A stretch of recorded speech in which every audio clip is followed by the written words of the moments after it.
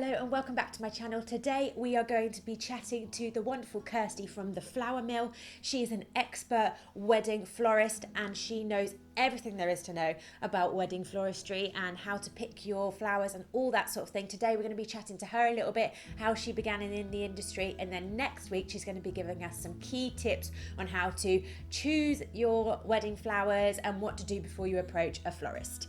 So before we go ahead, make sure that you hit subscribe and the notifications bell so that you don't miss out on next week's edition with those super helpful tips, and we will get straight into it. Hi Kirsty, thank you so much for allowing us to come into your flower shop today and chatting about all things wedding floristry. So we're just going to start off with a little bit about you. So how did you get into floristry? How did you get to this point that you're at in your business now? Okay, so I've been a florist for nearly 9 years. I've always been creative. I loved fine art at school, and I was fed up with my job, and I walked past a florist and popped my head in and said would they take me on voluntarily. So I just went and done sort of work experience, loved it, booked myself on a course, qualified, and then I got a job in the industry. Worked for two other florists for sort of 3, nearly 4 years, and then I started up on my own. Amazing. So how did you then go from that into weddings?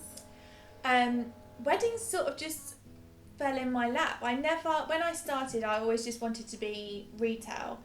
And they just sort of naturally started coming to me. I think it was that it's sort of our generation that are getting married, our age group, so people were recommending me, and it just snowballed. I've done maybe 3 or 4 wedding shows over the last 5 years. It's not something that I've ever pushed. They just sort of naturally come to me, and I love it. And it's just then become the other way around. I do less retail and I do more wedding. That's amazing. So what is your favourite thing about weddings? The finished product. I like the journey. I like meeting couples and then taking them through their design ideas, the whole creation process, and then walking away from a room completely set up. It's really satisfying just to know that you've been part of that whole process. That's amazing. And we will get on next week a little bit more into like what couples can do to prepare for kind of planning their floristry and working with you on that a little bit more. So we'll touch on that next week. But is there a particular wedding style that you prefer?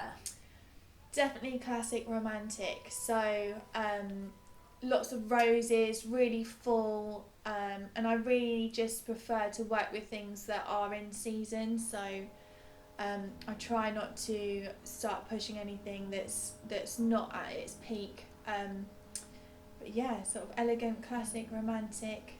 I love that. Me too. My favourite.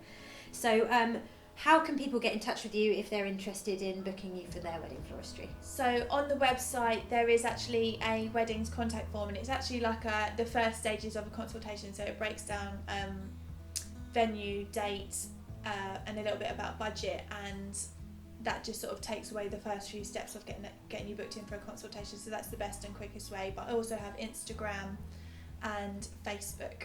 Perfect, and we'll put them up on the screen now so you guys can follow.